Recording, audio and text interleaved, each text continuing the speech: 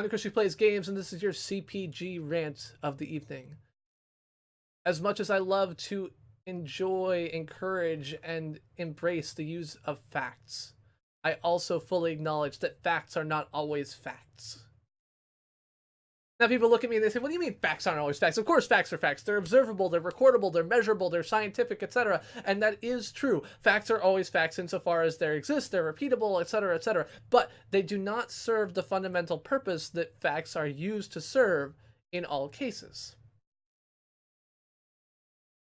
It is a fact that in 2008 and 2010, of a sample of 319 people who clicked on a form that they were non-citizens, 43 of them also clicked that they voted, indicating that perhaps as many as 14% of them, the non-citizen population of the United States, voted. That is a fact.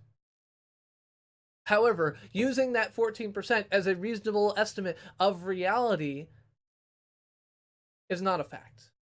Because the reality is that online polls have problems, right? Online polls have problems that all of us know. Anyone can take them. Anyone can misclick a button. If you've never clicked a button in an online poll, then you are unlike me in some ways, because I certainly have.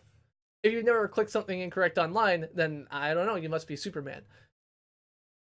But this is the type of fact which has been reused again and again and again to support an idea of, non-citizen illegal voter fraud. And non-citizen illegal voter fraud exists, but it certainly doesn't exist in 14% of the non-citizen population. That would mean that there were millions of non-citizen votes cast every year. It does not make sense. Earlier today, I was discussing something with someone, and they made a comment that 50% of the U.S. population supports abortion.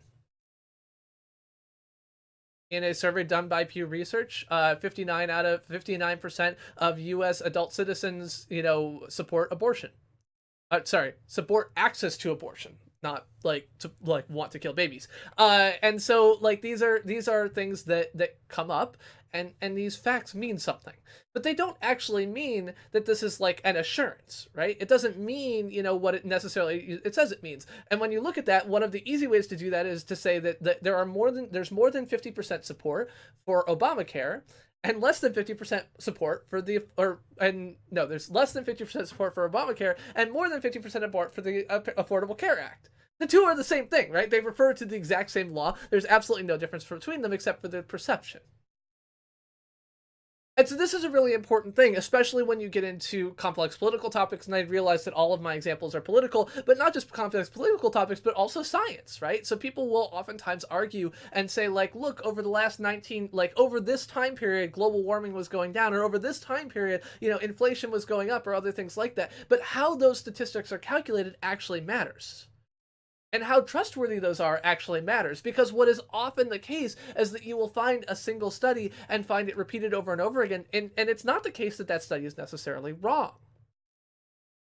But when it contains facts that are counter to other narratives, it may be that it requires more thought, that maybe there is something about the methodology that you should consider. And every study has bias. Every study, left, right, or center, has bias. Every scientific effort ever undertaken has bias. And that is not at all an unreasonable thing to have.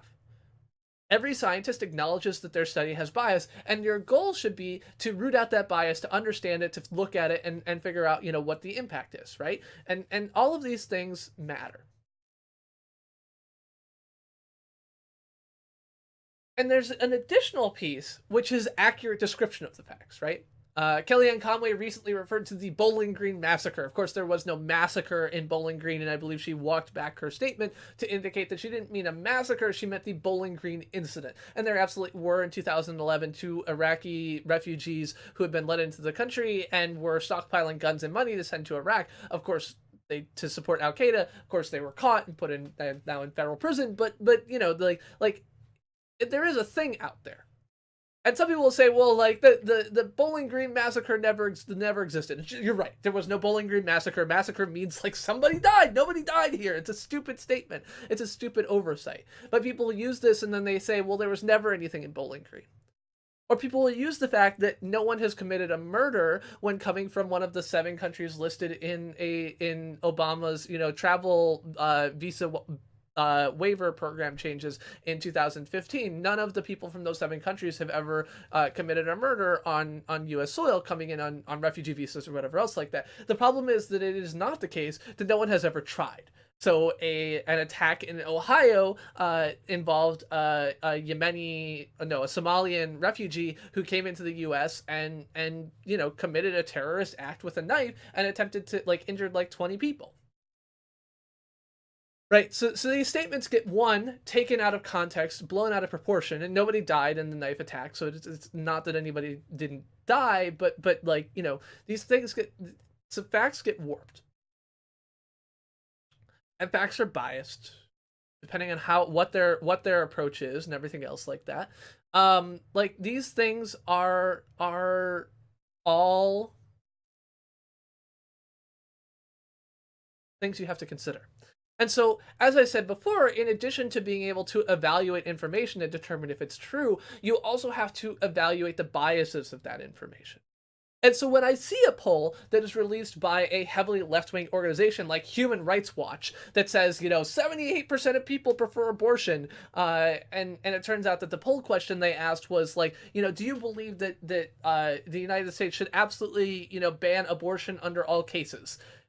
And of course people are like, well, rape and incest and all these, all these exceptions. So these, when you have a source of information, you have to consider the bias.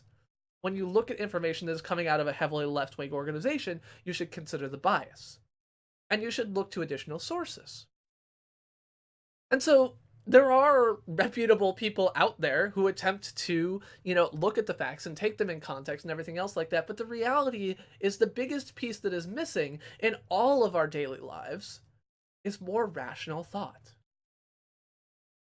And I'm not saying that about any specific person. I'm not directing that at anyone who I interact with on a regular basis or anything else like that. But more rational thought is actually an important part of interaction and understanding of the world. When 97% of climate scientists have a certain position, and 3% are counter to that position, it's not that you should ignore the 3%. I don't feel that way at all. You should take their information into account and give it approximate weight relative to the 97% who feel the other way, and try and understand that. Try and understand what makes the difference between these. When someone comes to me and says, the actual inflation rate isn't the 3% the government reports, it's 8% or 14% or something else like that, then I say, okay, well, where's your source? What's your understanding here? And it turns out that if you use the 1990 style consumer price index weighting, that our average inflation rate has not been around 3%. It's been around, 6 to 8%. And the changes in that are meaningful. And you can look at that and say, well, which one do I actually feel indicates a better thing? Does it make more sense to put more of our thoughts on what consumers are experiencing on what they're purchasing now or what they were purchasing in the past? Is it actually a meaningful thing to change these numbers?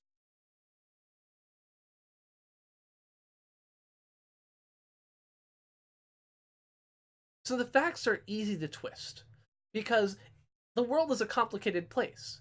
Everything has bias, everyone makes mistakes, and it is easy to take things that are the outliers, right?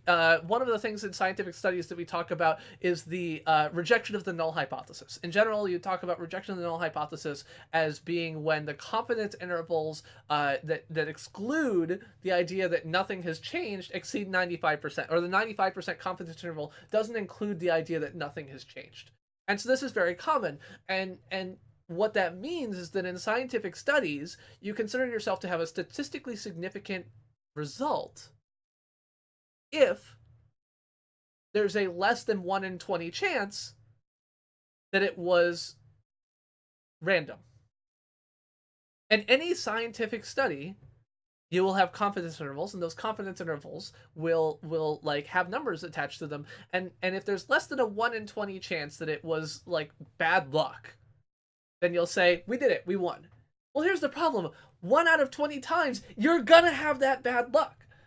And so, XKCD did a comic about this, and they said, something like, when you divide your subpopulations enough, everything becomes something that you can make, a breathless news story about, right? If you have 20 different flavors of jelly beans, then If you do a test on all of the jelly beans, you'll find out that there's no statistical significance of death. But if you do enough subpopulations on them, you'll feed all of this type of colored jelly bean to somebody and somebody will die, and you'll say, oh, look, there's the result. Like, outside the 95% confidence interval, like, this happened, because 1 out of 20 times, that's what's going to happen.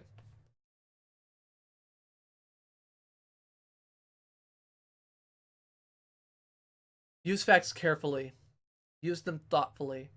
Attach rational thought to them, no matter which side they're coming from. I don't care what the fuck your political views are. You should absolutely be applying critical thinking and rational thought to anything that you are making a claim of.